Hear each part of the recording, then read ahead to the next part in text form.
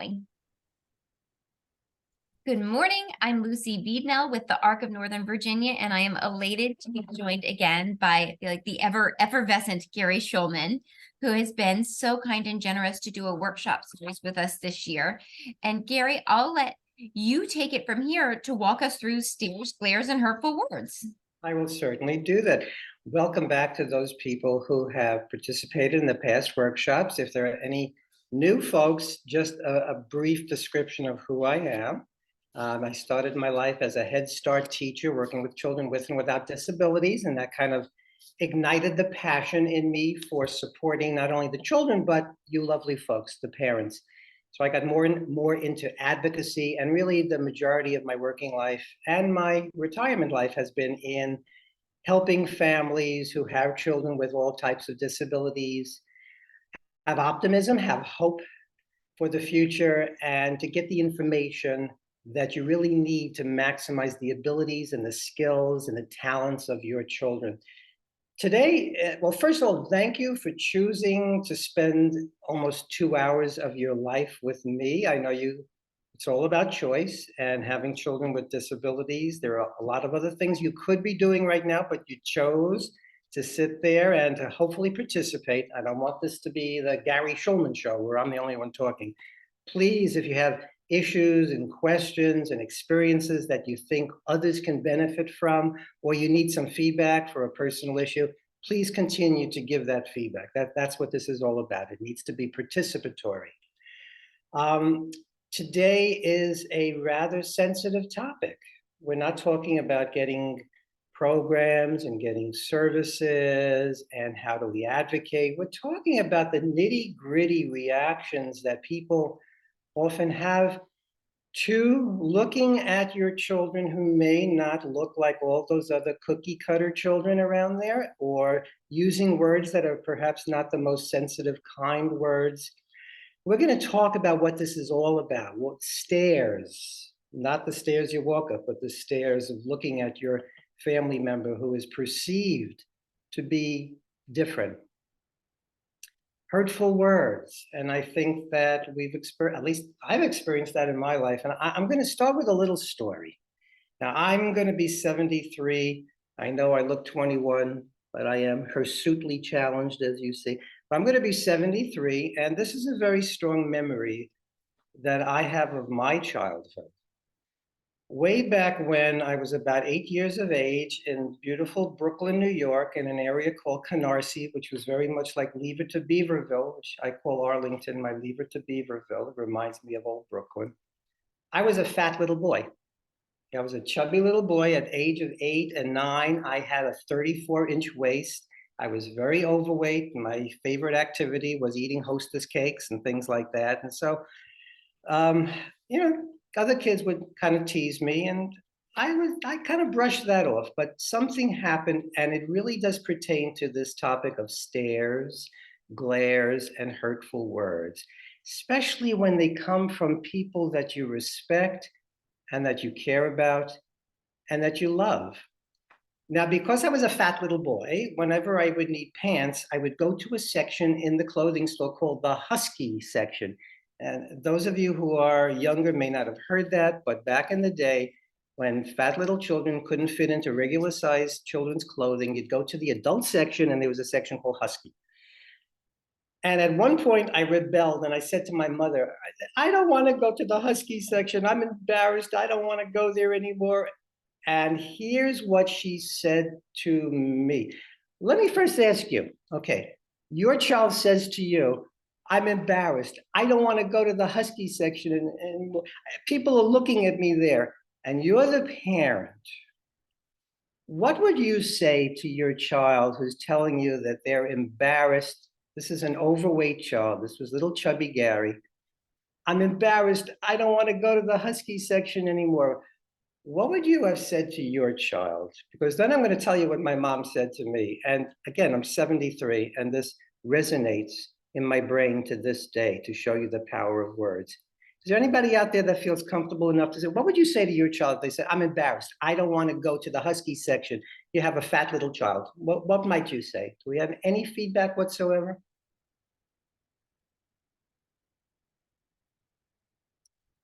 make little Gary feel better. Well, what are you going to say to little Gary, who's 8 years of age and has a 34-inch waist? Yeah, and feel free to type some thoughts or ideas into the Q&A Yeah, bubble at any time. put it in. I mean, if your fingers are too tired right now, that's okay. I'll be happy to tell you what her name was. Pearl. Pearl is no longer with us, wherever she is. Hello, Pearl. But I'm going to tell you the words because I just want to kind of give you an idea of how words can resonate and can stay with us. And I don't need to tell you, you've heard those words. Maybe they've been said again about your children, about your family. Any feedback? Otherwise, I'll just kind of tell you what Pearl said. Go right ahead. We're too anxious to wait. That's fine. Here's what Pearl said. She looked at me and I kind of had tears in my eyes. Little 8-year-old Gary Shulman, fat little boy, 34-inch waist, in the husky section with men walking around looking for their shirts and their pants. She looked at me and she goes, "Who looks at you anyway? Who looks at you anyway?" Now, I'm an 8-year-old boy, and my mother just said to me, "Who looks at you anyway?" Is there anybody what do you think she really meant? Because I was devastated when my own mother said to me, "Who looks at you anyway?" Does anybody have any idea what you think my mom really meant? Because I think later on as an adult, sometimes people say things and we take it the wrong way. And that's part of this whole workshop today is how do we interpret what people are saying about us? Does anybody want to give an idea about what do you think she really meant when she said, "Who looks at you anyway?" You know, Gary, as you said that, I cringed a good bit, but then I thought, I find it hard to believe that a mom who produced a son like Gary would be cruel in nature.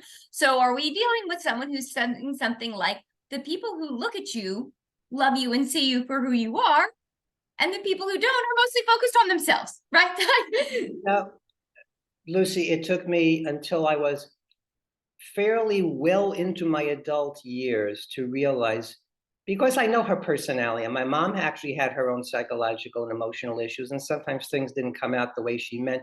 But what she really meant, and I was convinced of this, is that why are you so concerned about people looking at you? Who are these people that are looking at you? They mean nothing. You know who you are. We know who you are. But the power of the way she said what she said lasted with me through my childhood, through my teen years, into my early, and it really created some type of a rift between me and how I felt about her. So I wanted to just start with a personal story to show the power of words. And if anybody listening out there participating has a personal story that reflects the power of words and what it did to you, to your child, to your family, I think it really would be helpful to everybody else who's participating. Feel free to chime in. And even if I'm speaking about a certain point, Lucy will stop me and say, "Oh, Gary, Mrs. So-and-so wants to say something about her experience with the power of words and how hurtful that can be." Let's talk a little about this topic in a little more detail now. Stares, glares, and hurtful words, what to do. So what is staring? In a very simple way, it's the amount of time required for the brain to make sense of what they're looking at. So I want to ask you if you'd be comfortable enough to share. Have you ever stared at somebody? Has anybody out there ever stared at somebody? And do you remember when you did stare at a particular person, somebody else's child, at any individual, and what you were thinking when you were staring at that particular person? Does anybody have an experience where you yourself were the person doing the staring?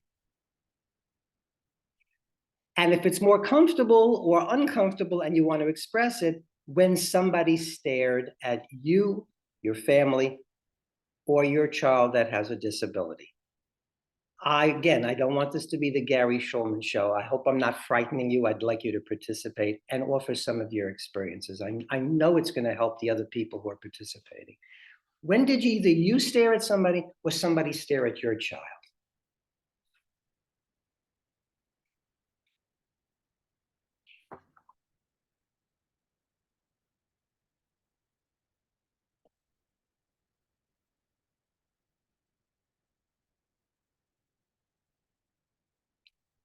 And I know that you're participating because you've had some of these experiences. And I know that when it happens, it could be a knife in your heart because you love your child and you don't want anybody to be attacking your child. But let's talk about why they might be staring. So when did you either stare or when did somebody stare at your child? And what was that like? And what do you think that was all about? Anybody? Okay, we have our first comment about someone who has a son with autism who gets a lot of looks when he's stimming. So hand flapping, making noises, other kinds of things. Yes, we hear that a lot. Okay. Now, if you feel comfortable and if you can trust us when they're seeing your son stim, and please, other people, I know you've had this experience in the supermarket, walking down the street, in your community. And again, you don't have to have a child with autism. Your child is engaging in a particular behavior. People are looking. What do you think is going on in their mind, in their brain? Why are they staring at that? What are they thinking?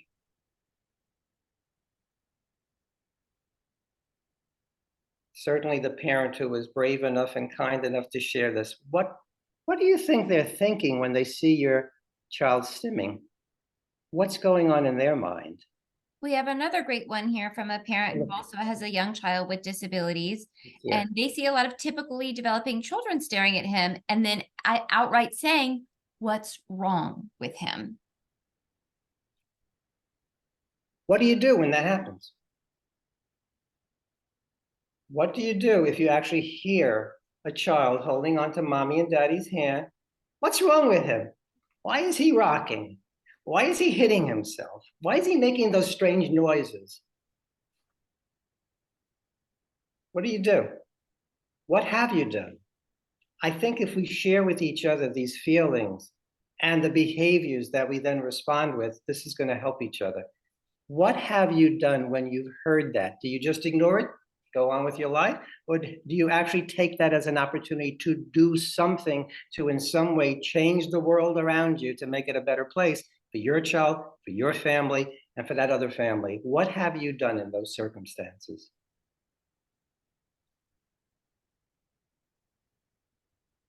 We have another answer. Our daughter's 26, and I've become quite ruthless about the stares and comments, right? We have breaking points, and there is only so long we can watch our children be torn down in front of us. Okay. This is very interesting.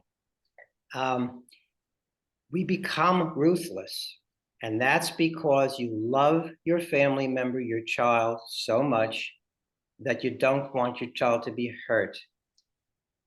So what do you think is going on in the mind? Remember what we said staring is. Staring is the time required by the brain to just make sense of what is unexpected. A family is walking down the street. They have their little typically developing little Billy and Susie smiling, walking down the street. And then you pass them with your teenage son, with your preschool daughter, who begins to have a meltdown. There's too much noise. There's too much stimulation. They start making guttural sounds. They might start rocking. They may actually have a complete meltdown. They might start hitting themselves. You know what, the stims. What's going on? Because when I hear ruthless, I hear some anger, and I'm not saying that's inappropriate. We're all human.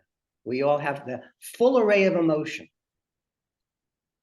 What do you really think is going on in the mind of those people who are doing the staring that would require a reaction of anger or being ruthless? Let's talk about them. I'm not saying have compassion for them or anything. I'm just let's talk about what do you think is going on in their mind that they've stopped and they are staring at these behaviors because their brain needs to make sense of the unexpected. Yeah, we have a great answer here, which is a good reminder that for a lot of kids, they're processing what they're seeing. And if it seems like a good time to say it, it's a good time to add, my child's different. He communicates differently. It's different with other parents. And this is a great remark that I hear often. I don't like it when other parents shush the question. It's a good thing for children to want to ask these questions because it's a teaching moment. But when we're shushing them, we're telling them this is something to be ashamed of, that we don't look at, or we don't speak about. And it kind of furthers that otherization of the disability community. Thank you for sharing that immensely valuable piece of information. I agree with that 100%. It can be an absolute teaching moment. You know, when I was young, back in Brooklyn, New York, I would walk down the street with my parent, and if I would stare at somebody who I perceived as being different than me, it may have been somebody with a disability. It doesn't mean that I'm nasty, doesn't mean that I'm mean. I never saw anything like that. It may have been a child who's using a wheelchair, and maybe I never saw a wheelchair before. But I remember I would get this kind of thing. You know, don't look, don't look. Well, what's the message if I see somebody with a disability? What's that? How come that person has that thing in his ear? Why is that girl sitting in that chair with wheels? And if the response from mommy and daddy, who I respect and I love, is to hit me, what's my interpretation of that human being going to be? If mommy and daddy slaps me, shushes me up, don't look at that. It's not, don't look at that. That's not nice. What do you think I'm going to think about that person if now the response from my parent was to hit me? What does that tell me? Little Gary Shulman, who's just looked at somebody with a disability because I never had that experience. What are we saying to our children who are typically developing when we shush them or even give a little slap on the hand? You don't look at that person. That's Rather than a great answer. Ignore them. Don't include them. Right. They are not something we should pay attention to. Get them out of your life. Heads away. Don't look. As opposed, well, sweetheart, you know, we're all different. Look, like your cousin has red hair, and your best friend Billy's got blue eyes. You got these kinds of ears, and Tommy has these kinds of ears. And look at mommy's nose, and look at daddy's nose. Well, some people, they have hands that don't work the way your hands work. Other people have legs that don't work the way mommy's legs work. So we have different kind of tools that can help them. Sometimes you think one way, other children think another way, might need a little more help, like in your class. Taking it as a teaching moment can completely turn this around and sensitize and educate. And I know some families are thinking out there, who has the time to do that? I'm just pissed off when somebody stares at my child. Not saying that's wrong. I have no right to tell you how to feel. Who am I to tell you how to feel? Today is all about giving different options and ways to possibly turn these situations into moments that will be less frustrating. And if it turns out to be a teaching moment, hallelujah, that's great. Any more feedback? Because I know this is a highly charged issue. If you A great one. Like, my first thought is hurt, right? We are human, but I can understand it. Mostly people are looking because they're seeing something that's unusual for them. I try and make myself smile back. And this mom is commenting on a child who wears headphones and say, hi, my son has autism. He wears these because places can be very loud. And kids often reply things like, it is loud, right? We are finding that commonality. See that? You just educated somebody. You've just taken their brain and you help them make sense of the unexpected, because that could be what the staring is all about. But what else could staring be about? Has somebody ever, have you, again, see, nobody wanted to respond when I said, have you ever stared at somebody? I will, and I was embarrassed to say it, but you know, I'm notorious for staring at people if they have very elaborate eye makeup, because I am not good at eye makeup, but I'm fascinated by it. And so I spend a lot of time trying to figure out, how did you make it look like that? What are the layers and the colors and the things that I'm seeing? And I am an adult who is very well Now, conscious that can make people, and I try to do it discreetly, but I am fascinated and enamored. And if the person looks at me, I try and be bold enough to say, like, I love what you have done. Like, I think it's the absolute coolest. But I know sometimes people see the staring and we don't quite have that moment of making eye contact and me fessing up to what I'm really doing. yeah, you know, have you ever been called on it? Has anybody ever caught you kind of staring at their eyes and said something to you? Or you've been so discreet, they don't know you're doing that? Certainly, I have seen people who give me a look saying, I am aware that you are looking at me. What exactly is going on with that? Which It's, is usually and my entree to say, I just love, or I'm so right, fascinated by, or I wish I could. right, right. And some, I want to give I'll tell a little story. Well, unless I want to give priority to anybody else who has something to say. So before I go on, is there anybody else who wants to say something about what we're talking about? Because again, I don't want to take, I'm not the priority here. We can Everybody give has them, written. oh yeah, let's see here.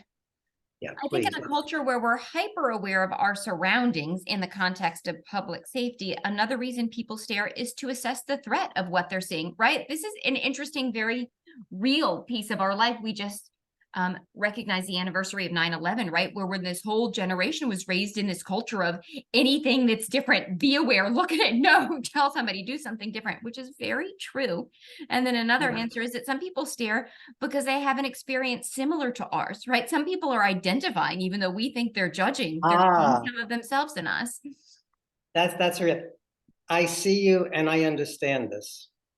As opposed to, I see you and what am I looking at? Why is your child rocking? It could be that that person knows that and is just acknowledging also, it's okay, I'm looking at you. I got it.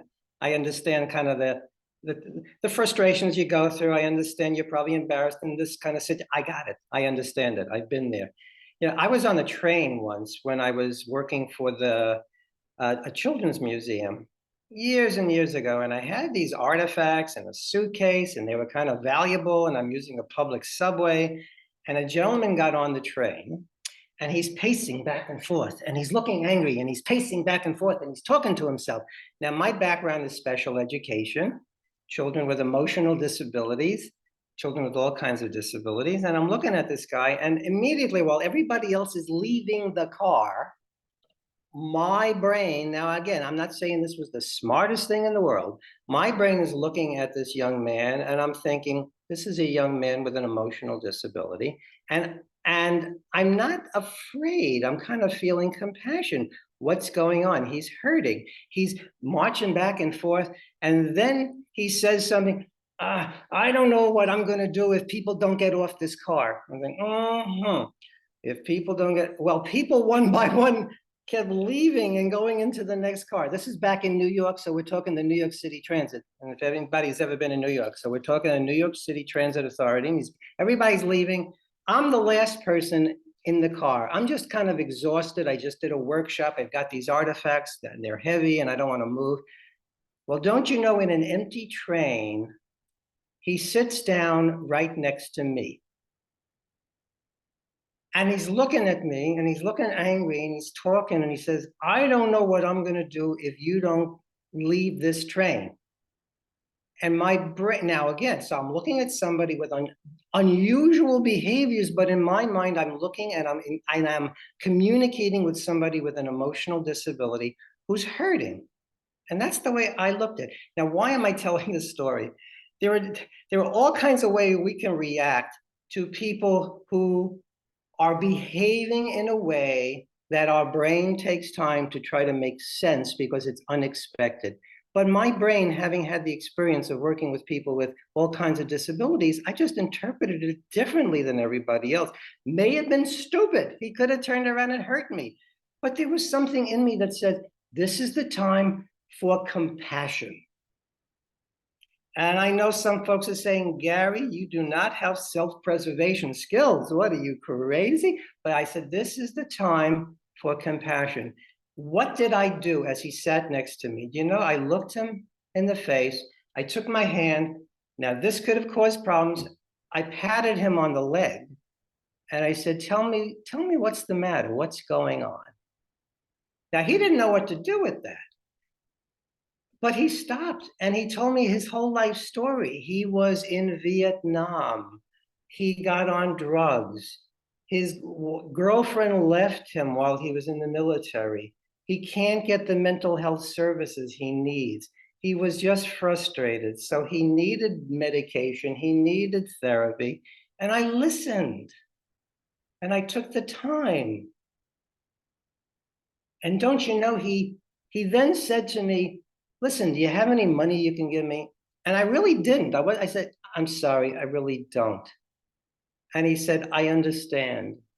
And he shook my hand.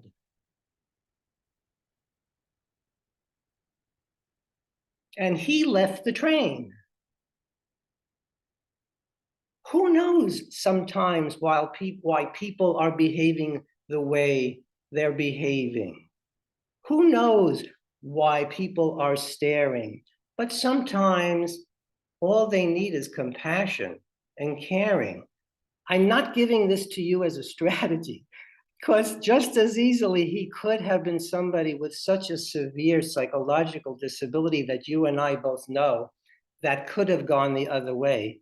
My instinct just told me this is a human being in pain. Give him time. Listen.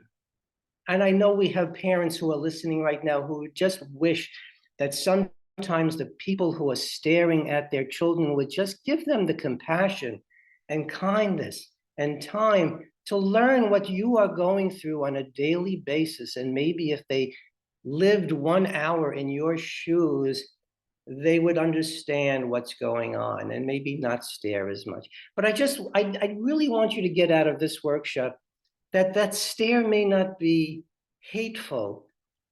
That stare may not have as its motivation, oh, what's wrong with that parent? Because I know some of you, though you're not expressing it, some of you are thinking, well, when I see somebody staring at my child who seems to be misbehaving, that they're thinking perhaps I'm a bad parent, because they're thinking, oh, if that was my child,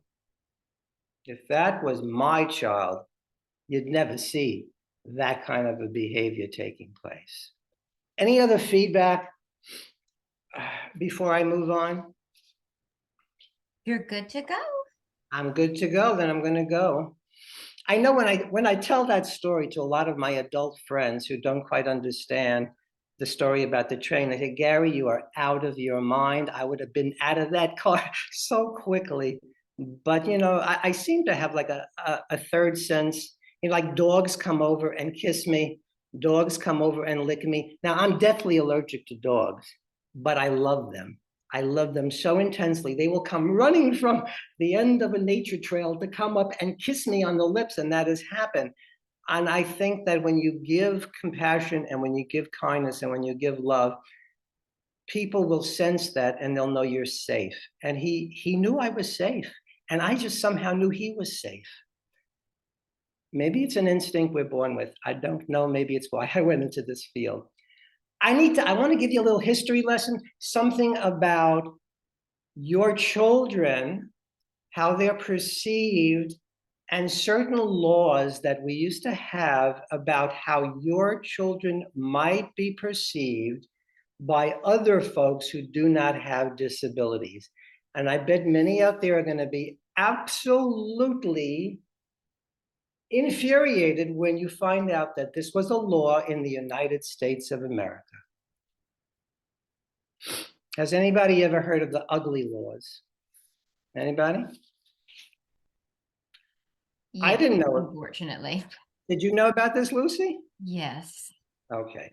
So from the 1860s till the 1970s, there were several well-known American cities where if you were walking down the street, let's say, with your teenage daughter who had a severe developmental disability and happened to have cerebral palsy and was drooling and perhaps making guttural sounds in a wheelchair, somebody during that time period in that city could actually have you fined because you were an offense to their senses.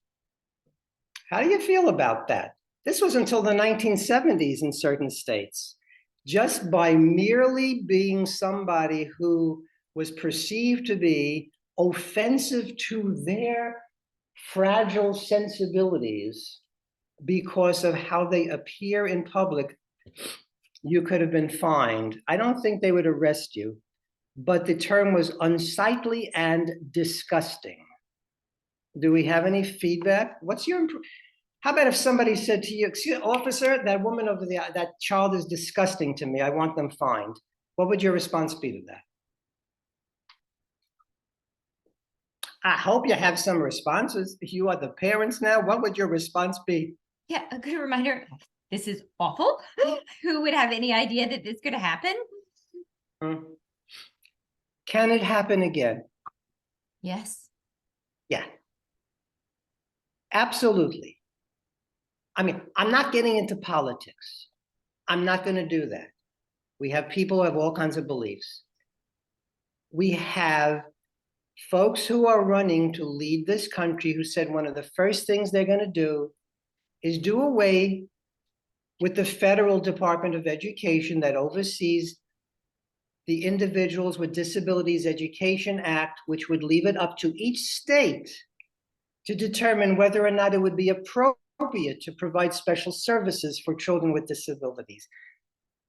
Because up until about the mid-1970s, you could bring your child with a disability to your local public school, and they would look at your child, and they had the right to say, "Well, we can't serve that child.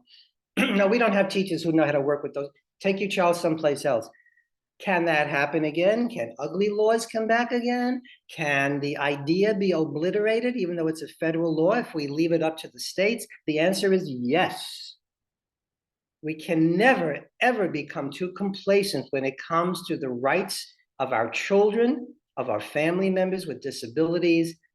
If you haven't grown up during the era of Willowbrook, when persons with certain disabilities were put away in, I won't even say institutions, because that's too kind a word, where you're sitting in your own feces and urine and nobody's taking care. Can it happen again? Yes, it can happen again. Yes, it can. Not going to dwell too much on that. We're going to move on a little bit. Now, I can't answer this. What do you think they are thinking when they're staring at your child? Let's get some feedback. What are they thinking when you see them staring at your child? What do you think they're thinking? Let's hear some responses, please.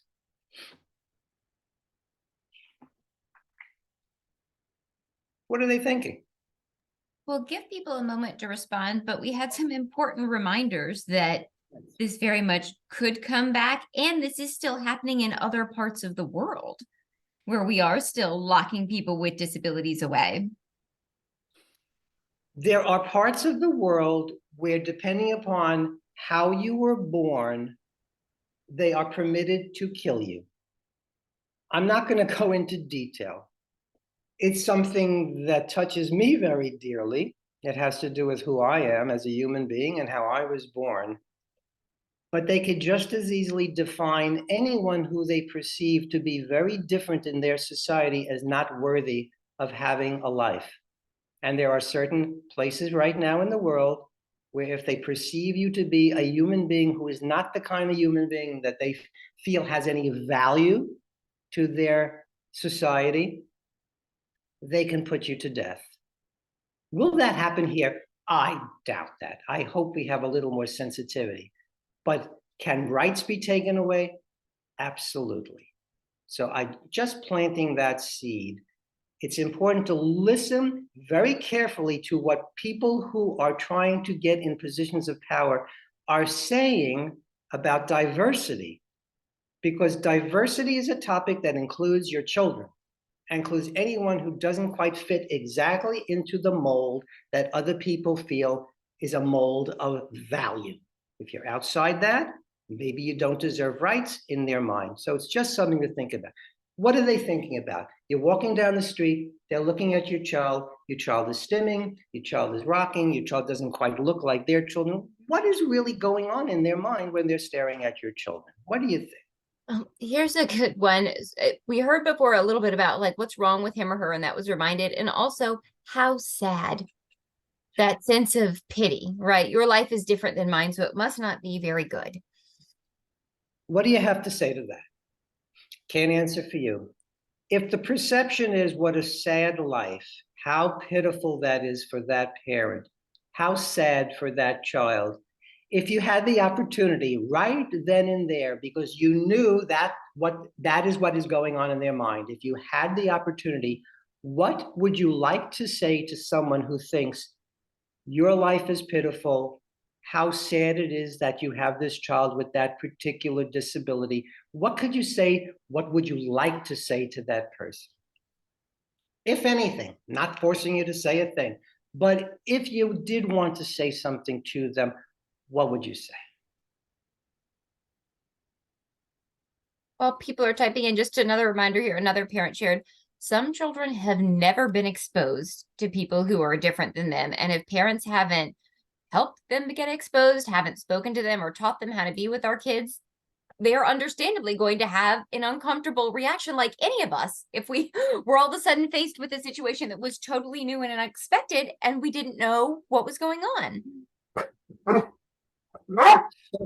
And I think your dog agrees. You hear that? I just heard your dog agree with that statement. She's my best supporter. She is your best supporter. She likes the topic of diversity because she knows she's a little different. So think about the cultures each of you grew up in. Think about the neighborhoods each of you grew up in. I mean, while you're typing, and I'm going to get your feedback, I would just want to tell a story. And some of you might say, oh, Gary, how prejudicial of you, how bigoted of you. But I grew up in a neighborhood in Brooklyn, New York, 99% Jewish Italian in that neighborhood. Never had seen somebody really who was Asian. Every weekend, my parents would use a word that I had no idea was derogatory until I was an adult. It was the word they used. Why would I think it was derogatory? It was the word that was taught to me. They would say, you know what? It's Saturday. Why don't we go out for chinks? C-K-S. Chinks. Chinks is absolutely a derogatory word for somebody who is Asian. A chink is a slit. So when you're saying the word chinks, it's a derogatory way of referring to somebody who has the type of eyes that the culture that is not Asian would perceive as being a chink, which is a slant, a little crack. So I would say chinks. I thought Chinese food was called chinks until my adult life when someone actually had to educate me. Was I a nasty child? Was I a bigoted child? Was I a horrendous? No, I needed to be educated. I needed to be sensitized. I had never seen someone who was different than me and all my friends in that very insulated community. And I think a lot of folks here could relate to that. This is why inclusion is so important. Inclusion in school. Gary, oh my goodness, you and an attendee are vibing very hard, and you're all saying my favorite thing, which is just now, this is why inclusion is so important in schools. When I was in school, we only occasionally saw students with disabilities passing in the hallway, but they were always separated, never included, and things are a little better now. I would say we have a lot of ground to cover, but yes, absolutely. With any system of segregation, we otherize people. We make them scary and inferior. You know, there was another workshop I did. I'm not going to go into that workshop, but you know, this is related. If you don't see other kinds of folks in the media, in magazines, on television, in the movies, now we do. It's like all the when was, you know, is there ever a black person on TV? Now, yes. In the 50s, no, except for Amos and Andy, and that was a stereotype. A person who was Asian, there was on the Bonanza, and he happened to be the cook serving the white people. You know, now we see them in other roles. If they're not present, you're not being educated and sensitized that there is diversity, and there are folks in this world who have never met somebody other than people who look and act exactly than themselves. But I want to go back to, what do you think they are thinking when they stare at your child? We've gotten some good responses. Is there any other sharing that can take place? What else might they be thinking, staring at your child? What are they thinking about you besides, oh, how sad? What else might they be thinking about you, the parent, when they're watching your child in the supermarket having that meltdown? What are they thinking about? As someone who's been in this boat, seems like there's no good answer. Either it's because you're a bad parent, and I feel like sometimes, okay, if I'm like as gentle and supportive as I want to be, they think, well, that's my bad parenting and it's my lax parenting that caused this issue in the first place. Or if I get anxious and try and say, please stop, like we have to get out of here, people think, well, she's yelling at her child and now that's why they behave. That's why it seems like. Snowballing. It just gets no better. It gets no better. As And I we know, know, you can't please everyone, but in that moment of anxiety, when it feels like there's a spotlight on you, you're desperate to come up with a perfect answer to make it all go away. right. And as you said, there is no perfect answer.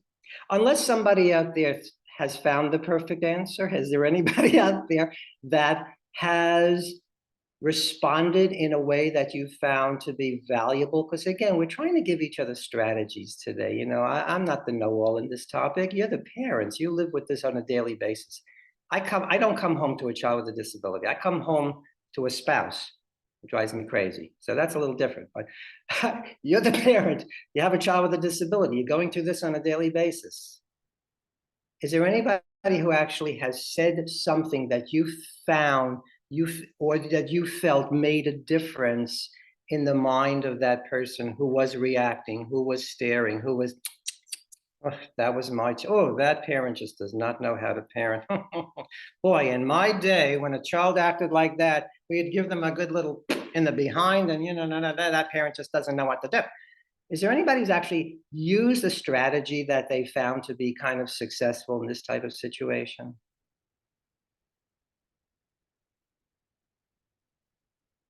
Otherwise, boy, do we need a support group for this. What's been your strategy? I mean, you don't have to respond to that. You could also respond to what else you think they're staring at. What are they thinking when they're staring at your child? Nothing else? Yeah, we've had a lot of shares on it, so maybe we're ready to move. All right, then we're ready to move on. Let's move on. It's never going to be one-stop shopping, and that's each person who is sitting there listening to this, each of you has a different personality. I worked with a parent, and this was her personality. Some of you do not have the personality to engage. You'd want to escape from the situation as soon as possible. You might turn red with embarrassment, and I can't tell you not to do that. That's the way you react. Other parents have no qualms about going over and say, listen, I'd like you to understand that my child has something called autism. I'm sure you've heard about it. He's not having a tantrum. You hear that music in the supermarket? You see all these colors this is overwhelming my child. This is his way of telling me he's overwhelmed. It's not easy for me. I deal with this on a daily basis. Compassion would be lovely. And then they might say, oh, thank you for telling me that. Or they might say, oh, okay, goodbye. I had a parent who had a child born with a terminal illness. And which means this, it means you don't have that long a time to convince the world to accept your child. So she made a decision because her child it was the type of disability that resulted in craniofacial abnormalities along with a developmental disability. The name of the disability is so long, I can't even pronounce it, but I knew the family, I knew the child, lovely people. She would make sure that this child was included in society. So she'd bring the child to the playground. Inevitably, because of how the child looked, she would get the wide eyes. She would get the parents like grabbing their children, because is this contagious? Is my child going to catch that? I've never seen anything like this. Again, staring because the mind is trying to make sense of what they don't understand. But she had a limited time on earth with her child, and she wanted this child to benefit from having friends. So her strategy, child would be staring, parent might start dragging the child away. She would say outright, I notice you're staring at my child. Would you like to meet him? Would you like to meet him? With a smile on her face, no anger in her soul, in her spirit. Would you like to meet him? Now, what's the other parent going to do? They're going to grab their kid and 20 miles an hour run off? No, they would inevitably always say, oh, all right. And she would then explain, my child has a syndrome called, the result of that is he looks this way. He's as sweet as can be. What he really needs are friends.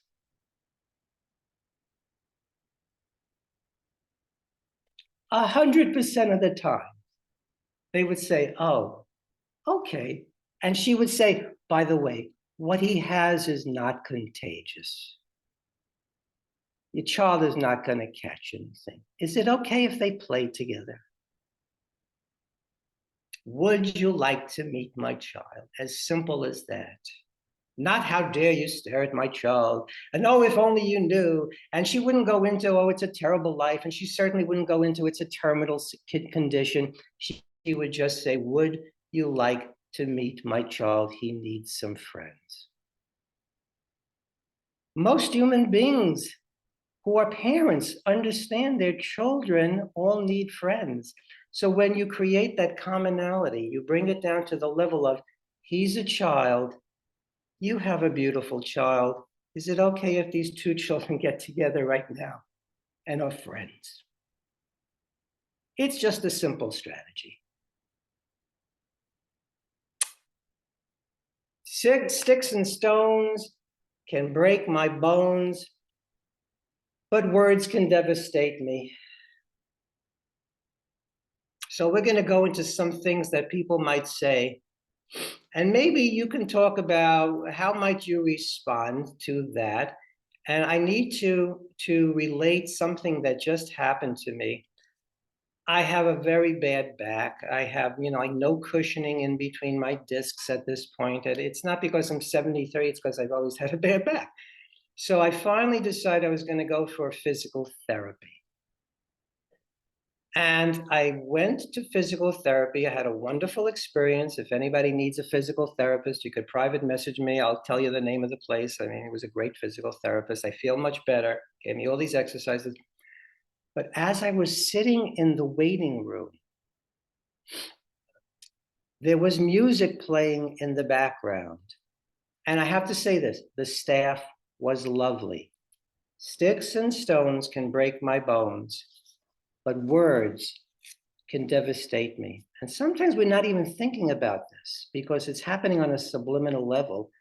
But here it was a choice that the staff made to play certain music where the lyrics of the music were using the most derogatory pejoratives against women, members of the LGBTQ community. And I won't go into what those words were, but I'm sitting there listening. I've walked out of restaurants where they've played similar kind of music where all of a sudden I'm hearing those lyrics, which is not, to me, it's not appropriate in a public forum like that. So what happened is I didn't walk out, I had my session, but I got an email from corporate office after I finished my therapy sessions. They wanted me to review the place. And I said the therapists were fantastic. My back feels much better. And the staff was lovely. The staff that was playing that music, they were lovely. They just didn't think, I think, because perhaps this was part of their norm to play music that was referring to women in such a horrible way, that was referring to gay people in such a horrible way. And I'm sitting there and I'm listening and I'm thinking, is nobody else offended by this?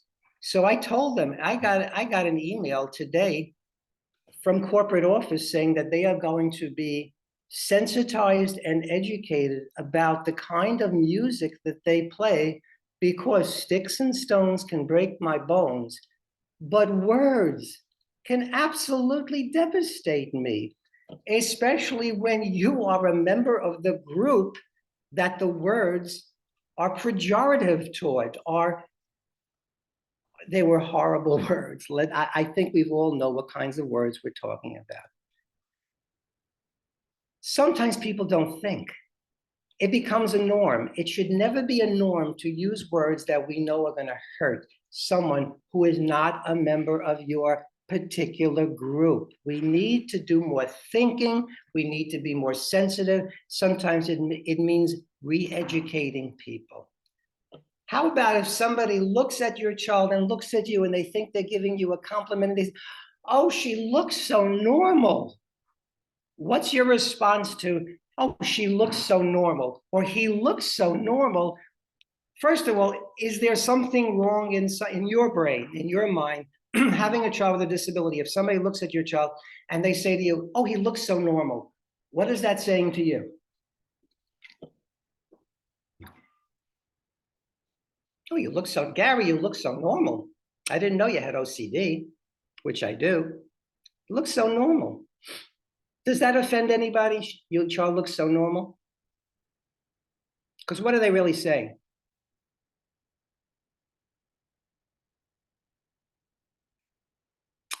Are we getting any typing, you think, Lucy?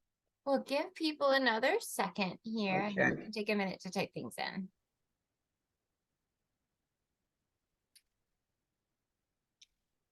You happen to have a child that ostensibly looks like all the other children.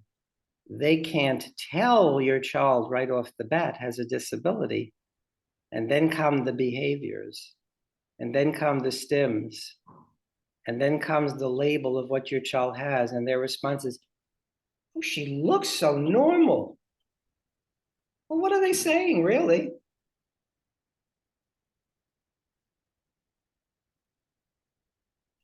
All right. Great reminder. Normal is overrated. That somehow people are sending this message that normal is better, but yeah, so you're saying I'm not exactly the same as everyone else? Why, thank you so much. Yes, exactly. I wish I could do a survey and see your hand, say, raise your hand if you're normal. I mean, I'm not sure what that means. Lord have mercy. Look around in our society, people who have that, who are supposed to be whatever that word normal is, and let's listen to the words that are coming out of some people's mouths these days. And what is normal? Let's look at some behaviors that are going on. What is, in other words, she looks so normal. There's a value judgment. And what does that even mean? But she looks so it's okay. Luckily, that one can fit in.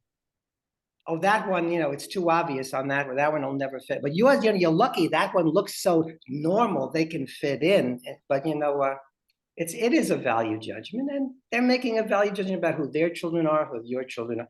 What about? Oh, we've got a great one here. Oh, let's hear. A reminder that your normal is not my child's normal. She's fine. Thank you. This whole perception of beauty is very cultural. There are other cultures where to actually be what we perceive as overweight is perceived as being the norm of beauty.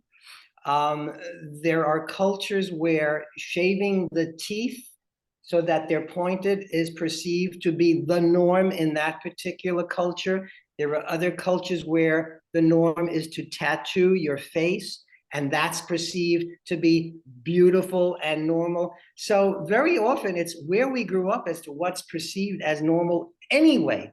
There really is no universal normal. This is my child's normal. When my child is overstimulated by the environment, yeah, his normal is to start making certain sounds and rocking. He's calming himself down. What do? I see you sitting there clicking a pen. That's your norm. That calms you down. You know what? You're self-stimulating. How do you like that? I see you twirling your hair. That's your norm. That for you is not. So what's normal? Any other comments before we move on to the next one? No, you can go. Okay. What's his problem? I'm not sure anybody would actually have the courage to do that. They may very well. Somebody may have experience. If somebody says to you, well, what's his problem? What would you like to say to somebody who looked at your child and actually had the nerve to say, what's his problem? Your response is the 15 points. And Gary Shulman comes and cleans your window. What's his problem? What's your response going to be? if you wanted to say something, not saying you want to say anything to somebody who says, what's his problem? What's her problem? But what might you, if you wanted to say something to someone who looks at your child and you had the urge, the motivation to actually address what's his problem?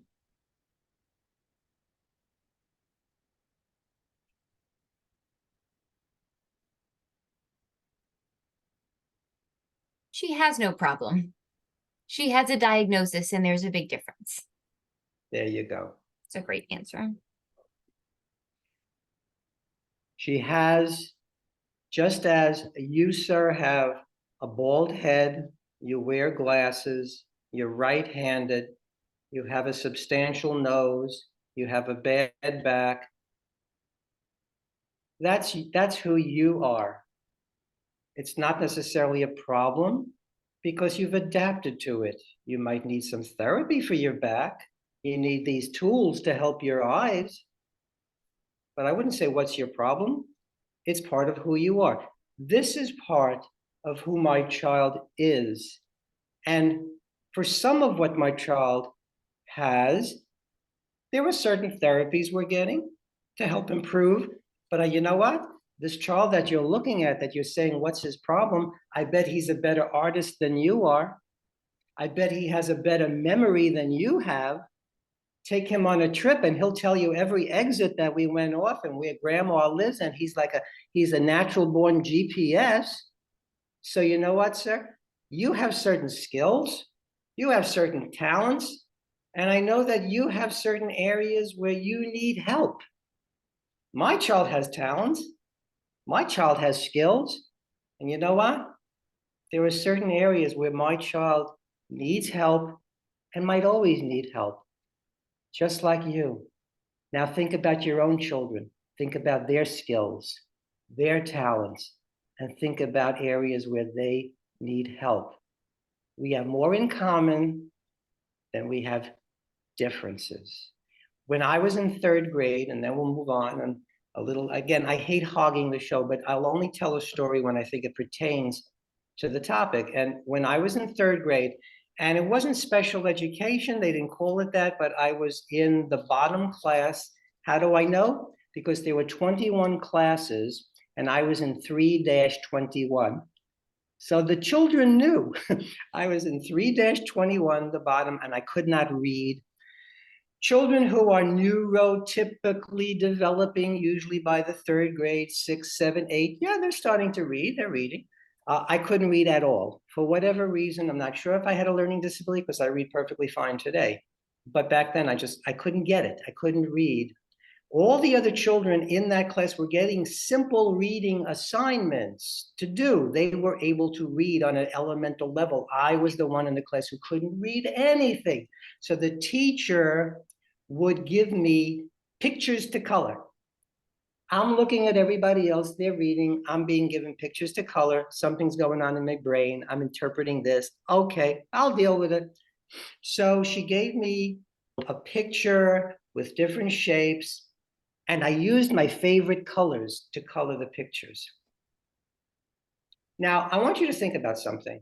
This is the third grade, I'm 8 years of age. I'm gonna be 73.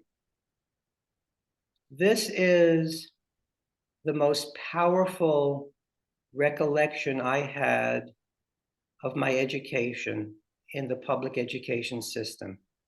And I'm saying that because it has to do with the topic. Sticks and stones can break my bones, but words can devastate me. I used my favorite colors. I gave the picture to the teacher. I liked the teacher. She looked at my picture. What do you think she said about my picture? And I used my favorite colors. Anybody take a guess? What do you think? You're the teacher. I just proudly showed you the picture I colored. Gary Shulman used his favorite colors. What do you think the teacher said? Any guesses?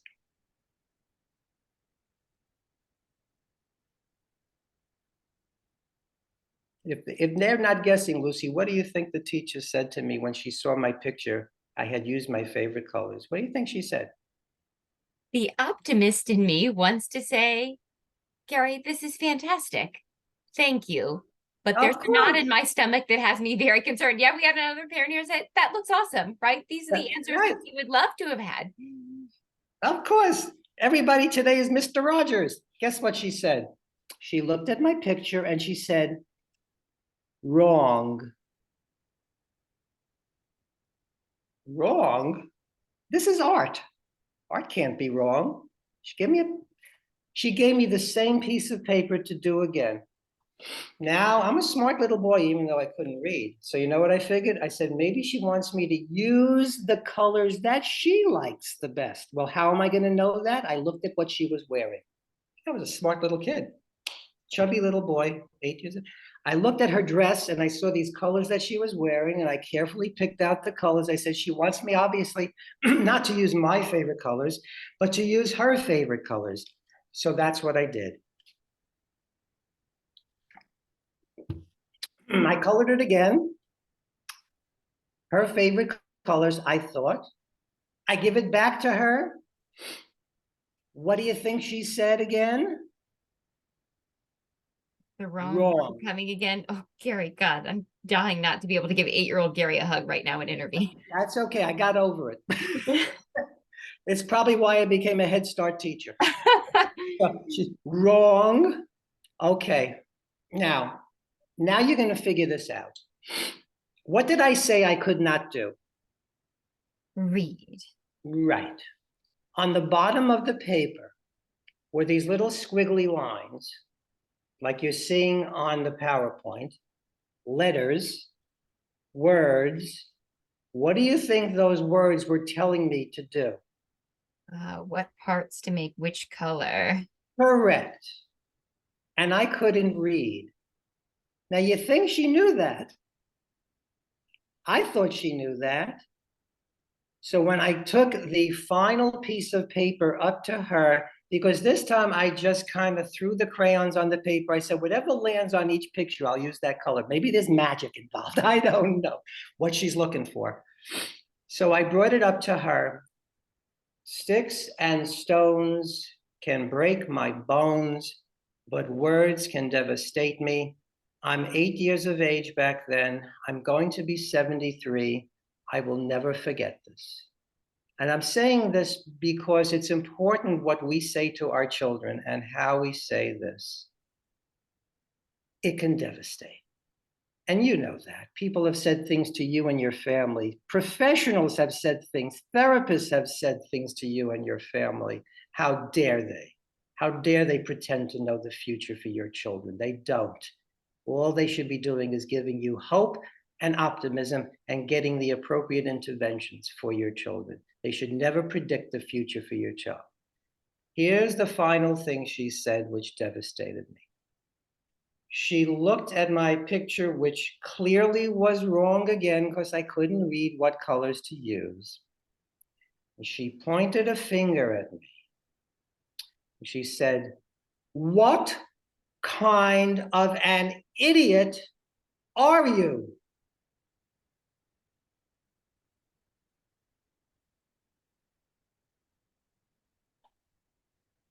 Now, I did not know what the word idiot even meant. An idiot is a derogatory term. It actually used to be a clinical term that we used to use. Idiot and imbecile were actually clinical terms that they used to use for people with developmental disabilities. I didn't know all that, but I knew from the way she was saying it, it wasn't good. And I didn't know what kind of an idiot I was, but I knew that wasn't good. What that did to my self-concept, how that devastated that it wasn't until the 7th grade, and I remember this is probably even more powerful a moment in my educational life than that. And I don't know, maybe she was having a bad day, but you don't do that to a child, especially a child that's vulnerable, who knows they can't read. And by the way, I was able to read. I read perfectly fine now, you know. In the 7th grade, I was again in like 7-21. I was still in the slowest class because that's, you know, they kind of funnel you into the, you know, that's what they do back then. That's what they did. So I was in 7-21 now, 6, 7, 8, 9, 10, 11. So I'm 12 years of age. still knowing I'm in a slow class. You know, we know these things from the numbers that they put on the class designation. And I had a teacher by the name, now, isn't this interesting? He is the only teacher's name I remember. His name was Mr. Landsberg. And every Friday they would announce who made the honor roll. And I knew there's no way Gary Shulman is making the honor roll. I never did that well on tests. I still had difficulties. But I was a kind person. I was always helping people. I was a nice human being. Mr. Landsberg knew that. And he was the kind of teacher who wanted to elevate my self-concept rather than devastate my self-concept. He was reading the names that Friday of people who made the honor roll. And I was slinking off into the corner. And he's reading and he's going, Schwartz wouldn't go up there and get his scroll. Schwartz made the honor roll. And Smith made the honor roll. And Adams made the honor roll. And all of a sudden I hear him say, Shulman. Must be wrong. Maybe there's another Shulman in the class. There was not another Shulman in the class. He fudged my grades. He did something just so I would make the honor roll. And I'm walking up there like I had won the election to be president of the United States. And he handed me the scroll and he gave me that finger again. Oh, Lordy, I remember that finger from the 3rd grade. What's he going to say? He said, Shulman, you're a genius. I went from idiot to genius because somebody who I respected and cared about used that new word. And don't you know, it did something to the way I felt about myself. Words are so powerful. Behaviors are powerful. A pat on the shoulder is powerful. The way people treat your children is so powerful. It can devastate them, it can devastate your family, or it can uplift you to a place you never thought was possible. From that moment on, I saw myself as having the term genius was part of who I was, and I had to work up to that. And by the time I graduated college, I graduated magna cum laude. He transformed me into a genius, which I always was, and I knew it. I just needed someone who respected me to use the right word. Sometimes our parents don't use the right words either. They were taught to use certain ways of referring. Look, I once had a parent who called me. I am not judging this parent. We are taught to use certain words. A parent called me needing some services. I was an advocate. I needed to get more information. Mrs. Thomas, of course, her name isn't really Mrs. Thomas, confidentiality. Mrs. Thomas, can you tell me more about your child's disability? And she said, oh yeah, my child's a cripple. No, I didn't make the face that I just made to you. My child's a cripple. Now, what did I do at that point? Because sticks and stones can break my bones, but using the wrong words can prevent us from getting services. Got to keep your eyes on the prize. What does she try? She's calling me because she wants supplemental security income, so she needs to use certain words. So I don't say, oh, that's a terrible word to use, because that's the word, just like I was taught the word chinks, she was taught the word cripple. Wherever she was brought up, whatever cultural norm there was in her society, that's the word you use for a child who happens to have a physical disability. So what do? You model the words that are more appropriate. I said, oh, I said, your child has a physical disability? And then she would, yes, he has a physical disability. What physical disability? Then she said, oh, they told me he has cerebral palsy. So now I kept using her, oh, your child has cerebral palsy and you're looking for supplemental security income. So let's talk about how the cerebral palsy affects your child's functioning. Your child can't walk.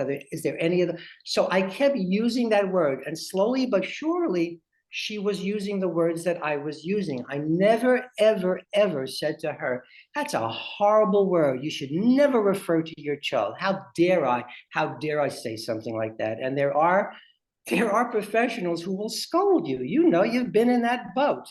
How dare you say that? You know what? Walk a mile in my shoes, live 2 hours with my child, and you'll understand. Come live in my neighborhood, in my culture, and you'll see these are the words that are being used. Don't scold me for it. This is how I was taught. This is how I was brought up.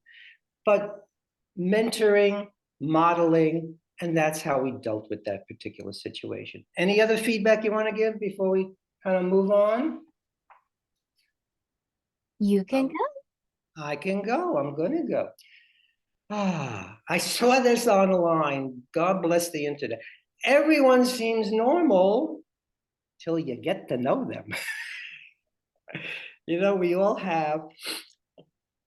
all come off a certain way in certain circumstances. You wouldn't necessarily know I have obsessive compulsive disorder. I've learned to not let it affect my life. And in fact, as an advocate, it helped me because I would be researching programs and services till 3 in the morning until I found what I needed to help a family. That was part of my OCD.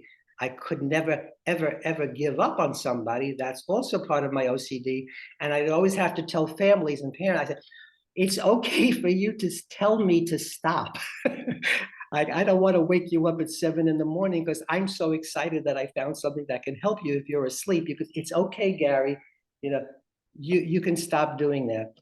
But if you think about yourself, is there anybody who wants to share something about yourself where you might come off as normal, but you have your own particular quirk or your own special need or disability? Does anybody want to share something that people wouldn't normally share, something that somebody would not normally know about you that you know is quite different than other people? Anybody want to share that? I can't see you. You're not sitting in front of me. Nobody can see you. Nobody's going to judge. You don't even have to tell your name. What about you that only maybe you know and a few close people know that would put you in this category where, well, I seem normal until you get to know me, then you know this about me. I have OCD. I've got other disabilities as well. I have, as a child growing up, I had all kinds of tics. Did I have Tourette's syndrome? I might have. I easily can get back into doing tics, completely uncontrollable. So that could be part of who I was as well. What about people who are listening now? Is there anything about you that you want to share?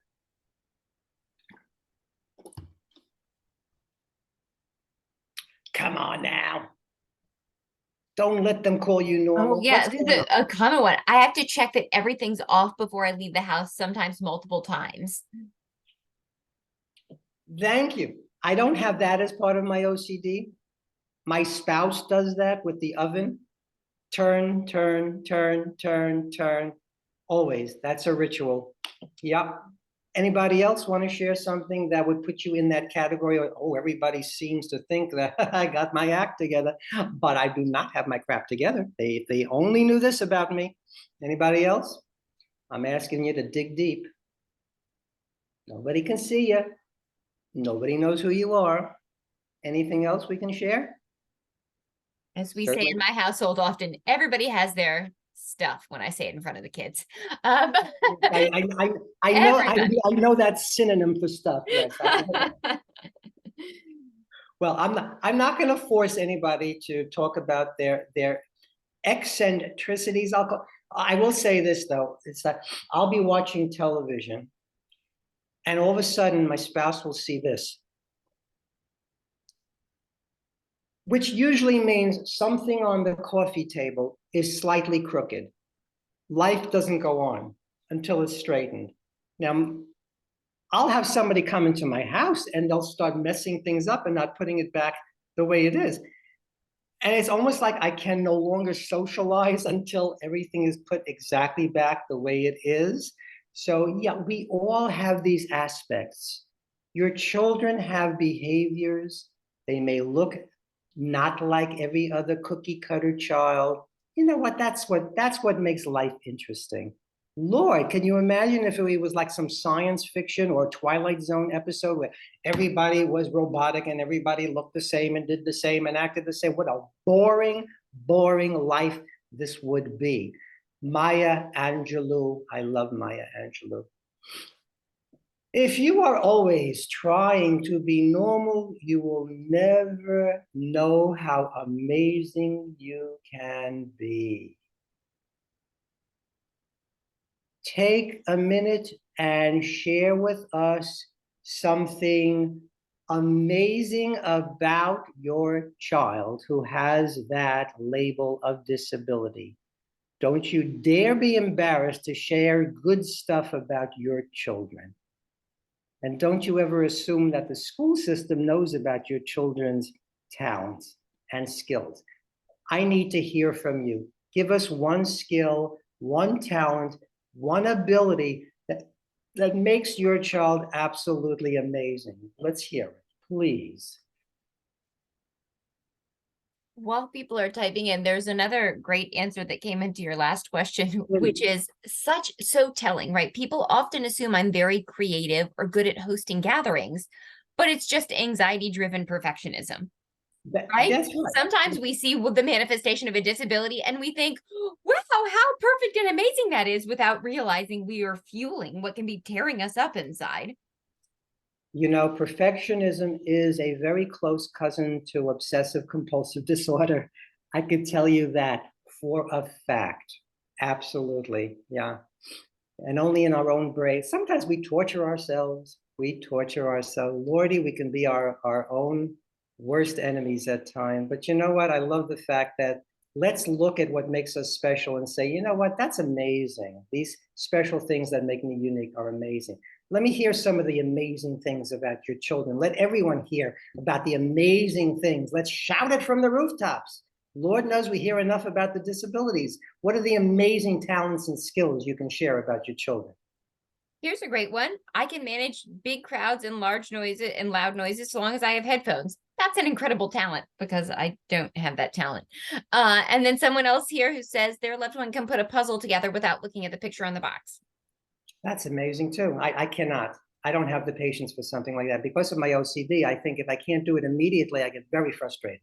If I don't immediately have my perfection and my symmetry, that will frustrate me. So yeah, I love that amazing talent. Other amazing talents, skills, abilities, even if it's not grandiose, it could be something that could be minor, but you know, for your child to be able to do that, that is amazing. What else can you share?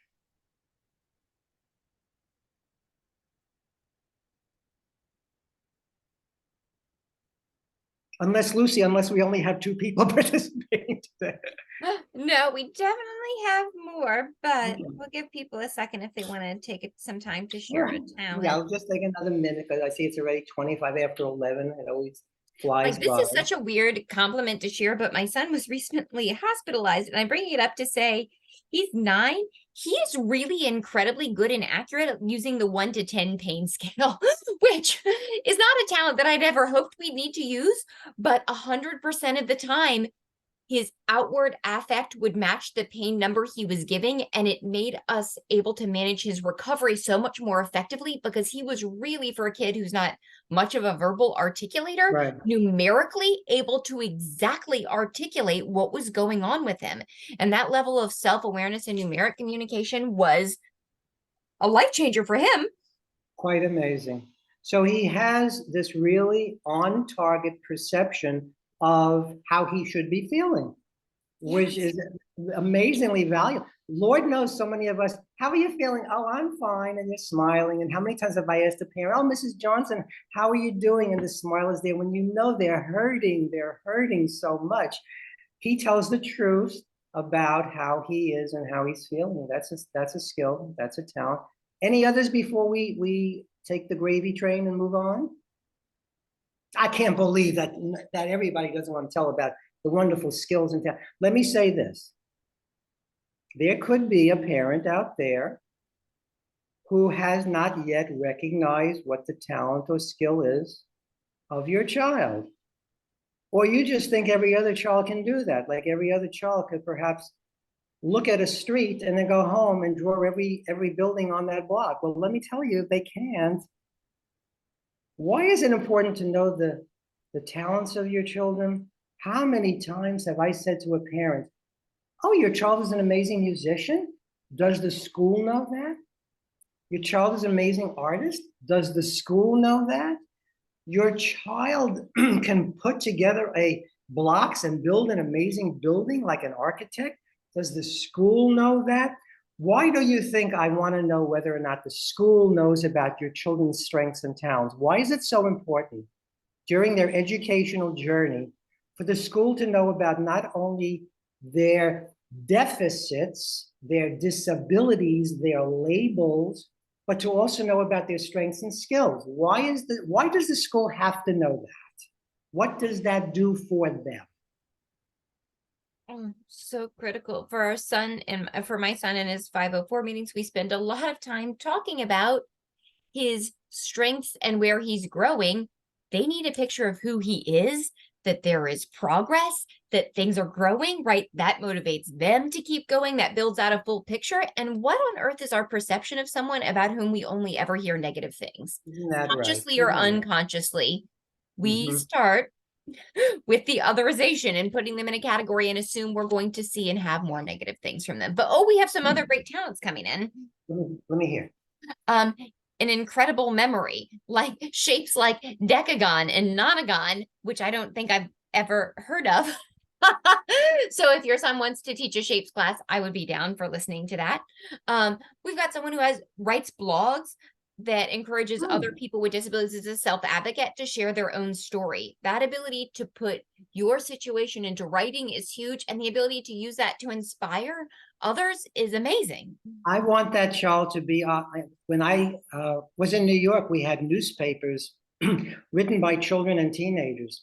Oh, what a perfect thing for that child to be somebody who writes stories for newspapers where other children and parents can read that. I mean, that's what I'm a published poet now. My third book of poetry is coming out this week. Actually, it's out. I never thought that I would be a published poet. That was a skill that I never realized was in me. I think during COVID it happened. It's like I had nothing to do. I started writing poetry. Now I'm on my third book. So I'm hoping your child can use that as a springboard, maybe even for a future career. See, that's the thing. These talents and skills, we talk about independent living. We talk about transitioning to the world of adult services. Well, if the schools only know about the deficits, the disabilities, how is that helping them as far as the next step to be as fully independent a human being as possible? It's the strengths and the skills and the talents that might lead to the future jobs. And if there is a staff member who is in charge of saying, okay, what kind of jobs, what kinds of occupations need these kinds of skills, need these kinds of talents, by you, the parent, saying, I need you to know this because I need the IEP, I need the 504 plan to address the strengths of my child and not just emphasize where my child needs help. Because when my child is in the same world as your children are in, it's not going to be the disability that makes them independent. It's going to be their strengths, their skills, and their talents, and more than anything, their passions. Need to know what my child's passion is, because if my child feels joy about what he or she is doing in this world, they're going to stick with it if they have that passion. Anybody want to share any other talents or skills before we move on? I shared this earlier, but I think this is a great talented skill. Extra copy of their 9th chromosome. Who else can brag about it, right? Yes. How unique that makes you. How unique. We all have different bodies. We all have different internal workings, and that's your uniqueness. And that does make you very talented and special in your own way. Any others? Did we kind of cover the bases? Yeah, I think we're good. Okay, let's move on. I know that a professional at one point in your journey has said this to you, and personally, it infuriates me. It even infuriates me when I know it's always well-intentioned. I know just how you feel. Why do you think that pardon me, I have allergies, so if you see me doing this, it's just this is my allergy season. So excuse me for doing that. I know just how you're feeling. Or the therapist might, I know just how you feel. I know how you're feeling. Another parent says to you, I know how you must be feeling. Now, some of you are saying, well, what's wrong with that? Some of you are saying, that really pisses me off. You know just how I feel. What are some responses to this? I know just how you feel. If you hear that from someone, either a parent or a professional.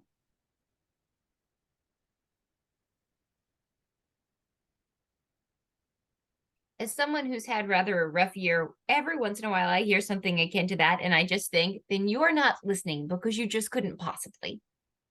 You just couldn't. Our lives are not the same. Though you may have aspects that are similar, though you may have been through something similar, you just can't know how that feels to me, along with all the other pieces of my life that are impacting the one part about which you're making this judgment. Right.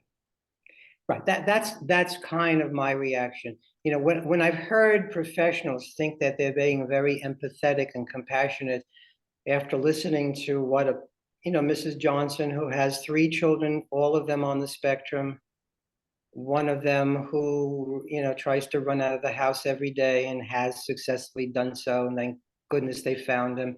And then a professional will say, I know how you feel. Really? Come live come live with me one day. What do you mean you know how I feel? I understand you're trying to make me feel better, but do me a favor. You have no idea how I feel. And even if you go to a support group and everybody in that support group happens to be a parent of a child with the label of Down syndrome, well, that parent sitting next to you happens to have grandma living at home and is providing you with 7 days of respite service so that you can get out and have a life. And the other parent next to you happens to be a multimillionaire and has hired every professional under the sun to give intervention. You're a single parent. Your husband ran out when you gave birth because he couldn't deal with the fact that you have a child with a disability. You're by yourself. You got no services. You speak another language.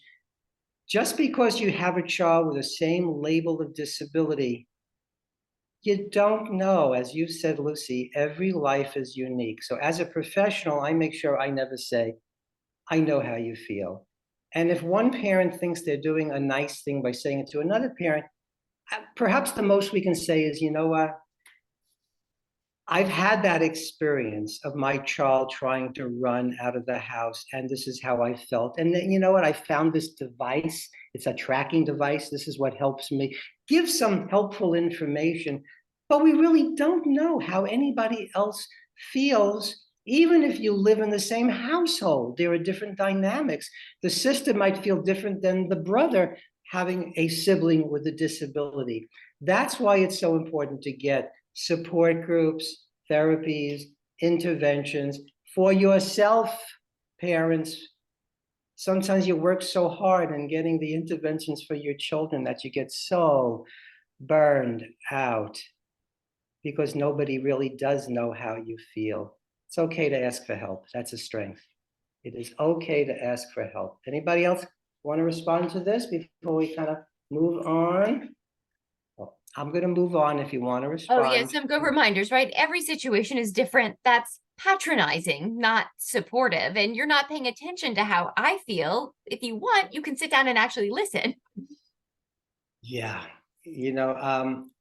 I am guilty sometimes. Again, it's my OCD and my passion for wanting to help parents that I find myself when a parent says something and I know there's a program to help with that. I'm so quick to want to share, but that can stop me at the moment from listening because I so want to help and I want to give the information. Well, you know what? At that point in time, giving the information may just be overwhelming. And all that's really needed at that point in time is just to compassionately and actively listen to what the parent is saying, and then wait. And later on, when they're ready to hear some of the information that might make life easier, I'm happy to give that. But I know that sometimes the intentions are the best intentions, and sometimes you so want to help and jump in that you're not listening to the communication being conveyed by the parent.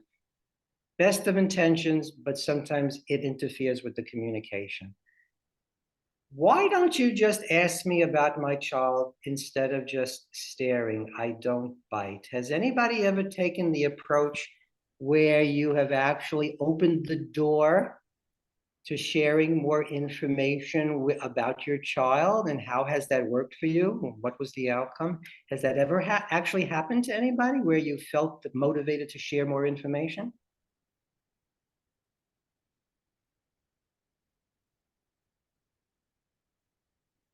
Is that a strategy that you never ever want to use? Like my parent in the playground who had the child with the terminal illness. I mean, that was her strategy. It worked for her. It doesn't mean that it's a comfortable strategy for anybody else. Anybody? Summer, when I picked my child up from summer camp, the counselor said they'd like to talk to me for a minute. And they said, we had to ask him to do some things several times. And I said, oh, thanks for telling me. I actually filled out a lot of paperwork explaining that my son has ADHD and he may need you to repeat things. And I'm really sorry that didn't make it to you. It wasted my time and I'm sure it made your job harder. And they said, well, we didn't just have to tell him 1 or 2 times. Sometimes we had to tell him 10 times. And I said, I'm sure that was so frustrating for you and for him. Here's what I do at home. We touch a shoulder. We say his name beforehand. We ask him to repeat things back to us. We keep him closer to me so that he's better able to hear and focus. And I hope that works for you. And you can call me anytime or send me a text during the day if you have questions about how to be successful with him. I did not get any feedback for the rest of the week. Lucy, I knew there was a reason that ARC hired you. And that reason is that you are modeling behaviors that ultimately are going to help them do their jobs better. And don't you know, they have other children without labels of attention deficit disorder who have similar kinds of behaviors. And if they listen to strategies that work, it's going to make their life a lot better all the way around. I once had a parent who called me who said, Gary, Mr. Gary, Mr. Gary, she's crying. She goes, oh, Mr. Gary, they're going to kick my child out of the program. I said, why are they going to kick your child out of the program? Because every day they have story time and the children have to sit there for a half an hour and listen to this story. I told him my child can't sit for a half an hour. He's walking around the room and he's doing things. I said, is he a danger to the other children? He's not a danger. Is he running out of the class? No, he's not running out of the class. And they called you and they said that because he cannot sit and you already informed them he cannot sit and they're not willing to make reasonable accommodations because of his special needs. Yeah, they said they get. I said, well, who funds them? And it was a publicly funded program. So we kind of educated her about the words she could use, the strategies she could give them. But the bottom line is that if they violated his rights under the Americans with Disabilities Act, the motivation, which it should never be the motivation to keep a child with a disability, because everybody can benefit from that inclusion. But they needed to know that ultimately that could have led to a $55,000 fine. That's never the first approach. Your approach is the first approach. Here are some strategies that have worked. It'll probably make your classroom or your environment better for all the students because you have diverse children, even if they have no label. This will help you be a greater success and be less frustrated with all the children and be more creative. So thank you for sharing that, Lucy. You are always amazing with the stories you have to tell. I appreciate that. Next, bam, ba, da, bam. Oh, Lordy, this is me. This is me. This is me. Is this anybody else out there? Danger, mouth operates faster than brain. Anybody ever do an email and you hit send and then you go, Lord, have mercy. I should not have sent that, especially to my boss. I have done that because of my OCD and my impulsive types of behaviors. Are there people you've come across who probably have said things that you knew they shouldn't have said and they probably knew? Have you said anything to somebody that you regretted? Anybody have an experience where you've opened your mouth and said something to someone, maybe the teacher, maybe a professional, maybe to a doctor, because there was emotion behind it, because they were talking about your child, your family, and then kind of regretted it afterwards? It's kind of a strategy just to take a breath. Put that email in draft. think about what you're going to say and take a few deep breaths. And is this anybody's experience? We got Or in am I all the time is the answer. Yeah, I'm all the empathizing time? with you here. Hey, if somebody's saying something and it involves your child, you are working on pure emotion. Your eyes are turning red. This is my child. I love my child. How dare they give my child that label? How dare they say my child cannot participate? Rather than, all right, they say my child can't participate, before I go ahead and threaten to sue them and call them every name under the sun, let me educate them about the laws. Let me tell them what works with my child, what strategies might make it a more successful environment. Let me not right off the bat call them that horrible word, because then they're never going to want to speak to me or people like me who have similar children. Let me see if I can turn this into a positive. Some strategies: inviting them to ask questions about your children. If you feel comfortable, like that parent that I knew, her name was Mary, and she knew she had limited time on earth. So she said, ask away, ask me any question you want to ask about my child. When I was the special needs coordinator at the Brooklyn Children's Museum, one of my good friends was a woman who was blind, but interestingly, she was so well adapted to her environment, you would not know right away she was blind. So I always would do an event where I would gather the children together in the library, and she would be sitting there and I would be sitting there. And I would say to the boys and girls, I say, boys and girls, do you know that in the room right now, there is someone who is blind? And they'd all be looking around and looking around. And I say, it's my friend right here. And she would introduce herself and she would say to them, I want you to ask me any question you would like. And she was the kind of person that was so warm and so inviting and so loving and so safe that the children would raise their hand. I mean, sometimes the parents would get, like, oh my God, I don't believe my son just asked that question. So one little child he raised his hand, he goes, how do you go to the bathroom? And her response was, well, that part of my body is not broken. It works the same way as yours. So that's how I go to the bathroom. But she didn't scold. It was just as comfortable. And all the children were, oh, okay, that works.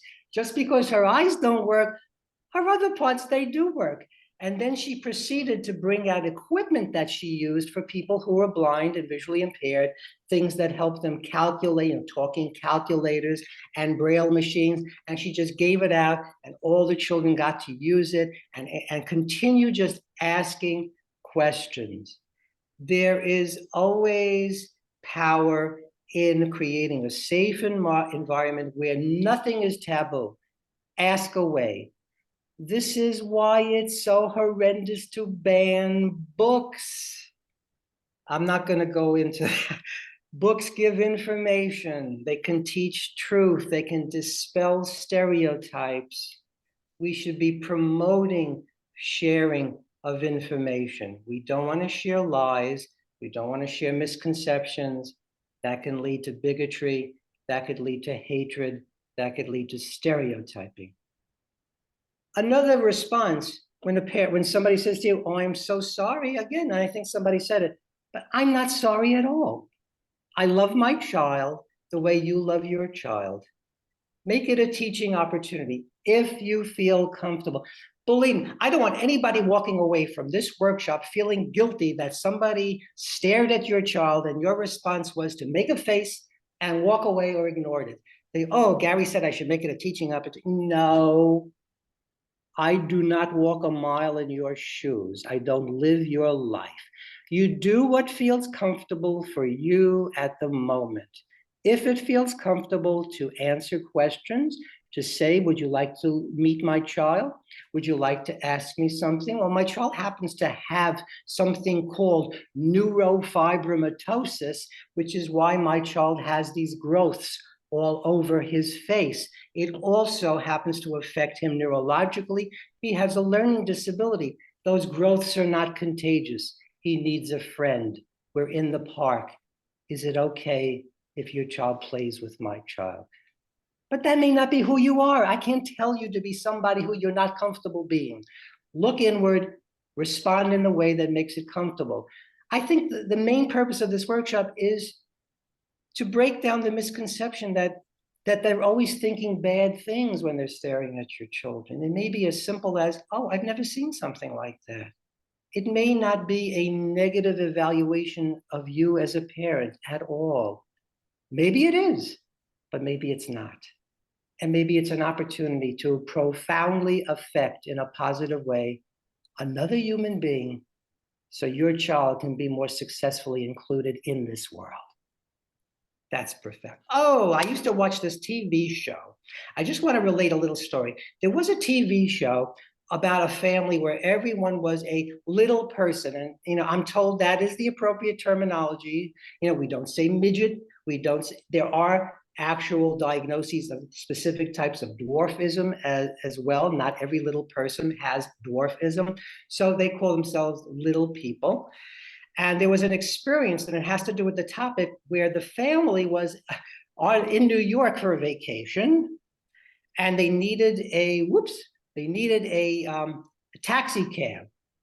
So they're trying to hail down a taxi cab, and they're obviously doing the appropriate thing. They're waving their hand, and one taxi cab after another is passing them by. For what reason, I don't know. Is the taxi driver uncomfortable picking up a family where everybody's a little person? I have no idea. Finally, a taxi stops. Oh, they're so excited. We're going to go to the zoo. We're going to get there. Finally, the taxi driver stops in front of them, rolls down the window, takes out their cell phone,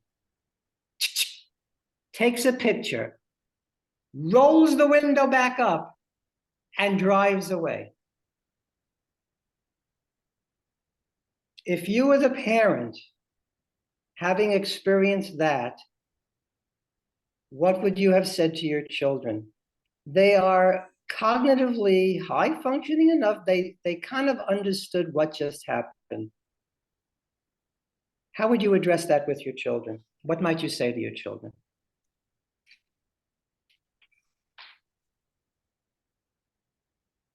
Anybody? Would you kind of just sit there dumbfounded? Wasn't going to pick you up, just wanted to take a picture of you as if you were critters in the zoo and you were taking a picture of the zoo animals, and then he drove away. What would you, come on, you're the caring parent, you're the role model, what would you say to your children? This could be a teaching moment. Anybody?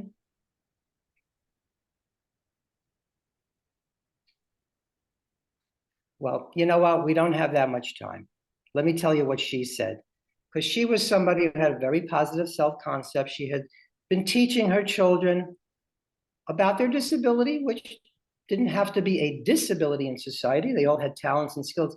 She said, did you see what just happened? Now, some of you might think, well, maybe she should have told the truth, but she chose at this particular time not to quite tell the truth. But this is what she said to them. Now, did you see that gentleman? He stopped and he took a picture. And you know why? You are so beautiful. You are so handsome and beautiful that he just wanted to take a picture of you because he wanted a memory of how absolutely amazing and beautiful you are. And the children all smiled at that because she felt at that moment in time, she didn't want to go into the whole history of stereotyping and bigotry. She just wanted to enhance their self-concept, and that's what she did. Don't you know the little boy there with the red checkered shirt? What a personality this kid had. He then decided he was going to get a taxi cab. So he started to dance, and he's waving his hand. He's dancing as the next taxi is coming. And don't you know, that taxi cab stopped, and they all got on, and they went to the zoo. But she just took that moment to enhance their self-concepts and explain to them, you are so beautiful that somebody else wanted to take a photograph of you. We all know what went on. She didn't want to use that to give them a downer at that particular moment in time. This is a little child who has a limb difference. She chooses to wear a t-shirt that says, don't stare, just ask. And she has such an exuberant personality that it works for her. Is it going to work for you? I'm not telling you it has to. We're trying to give different options for this topic, and we're almost finished. I notice you're staring at my child. Would you like to meet him? We're just giving some options. Give the benefit of the doubt. Staring is natural. We do it ourselves sometimes. If we practice compassion, it might run off on somebody else. Smile at the person who's staring. Somebody else said they do that. Introduce yourself to the person. I'm going to whip by these because I know these are things that are already in your psyche.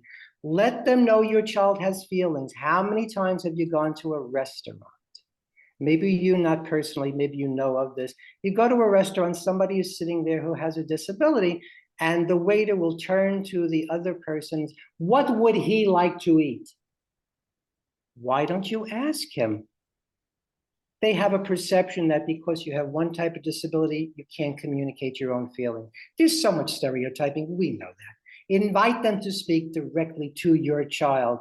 Keep doing it. It might be easier for you. It might be a shorter journey for you to just say something, but in the long run, have them speak directly to your family member. It makes them feel more independent. I know you do that when that's appropriate. You may not control all the events that happen to you, but Lordy, you can decide not to be reduced by them. Keep your chin up. You're going to have these experiences. They do not have to reduce the humanity of your family, the humanity of your child. And you, the way you respond, that's a teaching experience for your child. The same way the little mom responded with, oh, how beautiful you must be, that that person wanted to take a picture of you. Staring is going to continue. People need time to try to work it out in their psyches. What's going on here? It's not something I'm used to. And as long as you know it's a reality, it's your choice what to do with that reality. Staring has the power and meaning only to the degree that we give meaning and power over our lives. It's all about a choice that we make as to how we're going to deal with the powers that be out there, the other people, and how they're interpreting our children and our families. Again, I can't overemphasize the fact that because we're presenting certain strategies, that those strategies are going to feel comfortable for you. Only you know what feels comfortable for you. How others see you is not important. Bottom line, how you see yourself means everything. You as the parent have the ability to enhance your child's self-concept, figure out about the skills, figure out the talents, figure out the abilities, put them in those after-school programs that emphasize those talents, those skills, those abilities, share it with the school. Let your child know they are so much more than the label that society has placed upon them. Everybody who's listening has a label. When I was drafted in the Army. I was the only Jewish person in Fort Knox, Kentucky. And Lord knows I got bigoted responses. I had people looking for my horns because they were ignorant about what a Jewish person was. I was never part of their culture. My best friend was somebody who was a member of the Ku Klux Klan, who later invited me to his wedding. No, I did not go. I wanted to save my life. But the fact that he knew me as a human being, it's all about getting to know your children as the wonderful human beings that they are, with their strengths, their skills, their talents, and the issues that pertain to their disabilities, and enhancing their self-concepts. Now, I am going to do this. I'm not going to tell this story. If anybody wants to know the story about the cracked pot, you can email me and I will send that to you, because I'm looking, it's almost 5 to 12. I know you have busy schedules. I want to read to you the very first poem I ever wrote, and it had to do with that parent who had that child with the terminal illness and the way that she dealt with life. It's called, and I think, Lucy, are you going to share the poems with everybody that I've Yes, I shared with? definitely can. Okay. So I'm just going to end by reading this poem, and if anybody has any comments after, we'll have time for a few of those. It's called Come Touch His Cheek. This child of mine you stare at so. Please, come closer so you will know just who my child is and what I see when those sweet eyes stare back at me. I see no limits to my child's life, although I know it will be filled with strife. I'm hoping that doors will open each day. I'm praying that kindness will come his way. You look frightened. You tremble with fear. Come closer. Touch him, my dear. Touch his cheek, so soft, so sweet. Be one of those people he needs to meet. Someone who will look and hopefully see the skill, the talent, the ability. Please come closer. You don't have to speak. Come a little closer. Just touch his cheek. And when you do, you will see. He is no different than you or me. I get emotional, and you know what? The day I stop getting emotional, it's the day I stop working with families. It tells me I'm still human. I still care. I'll never say I know what you're going through, but I know you're going through tough times. And if there's any way that I can relieve some of the stress, if wonderful organizations like the ARC can relieve some of the stress, it's a strength to reach out. It's a strength to get help. You're not in this alone. Some people might be very mean to you. At a certain point, we decide who becomes part of my family in this world. Those people who support my child and my family, who understand my child is a lot more than the label, and those who choose to just see the stereotype. I don't have the energy. I'll try to educate them. I'll give them a chance. But at a certain point, we need to surround ourselves with a network of people who understand the joy that your children bring to this world. We live in a diverse world, and we need that diversity. Otherwise, it would be a very boring place in which to live. I hope you enjoyed today's workshop. I hope you feel comfortable. If you need to follow up and contact me, Lucy's going to send you the PowerPoint that will have all my contact information. You have Lucy's contact information. The ARC is an amazing organization, started many years ago by parents who understand, and it's still going strong. Any follow-up questions, feelings, thoughts? Don't ever be embarrassed that I cry. I don't get embarrassed that I cry. It means I'm human. Anything, Lucy? Some final words of thanks to you, which I would like to echo on behalf of the ARC of Northern Virginia and all our families. Thank you so much, Gary. My pleasure. I hope I can do this again for you. Really enjoyed our time here today, and everyone will be in touch soon. If you're watching this webinar where it's recorded and placed on YouTube, you can always go to the arcofnova.org and just reach out to us to ask for copies of the slides, the poetry, any other information that you need. Thanks everyone so much for being with us today.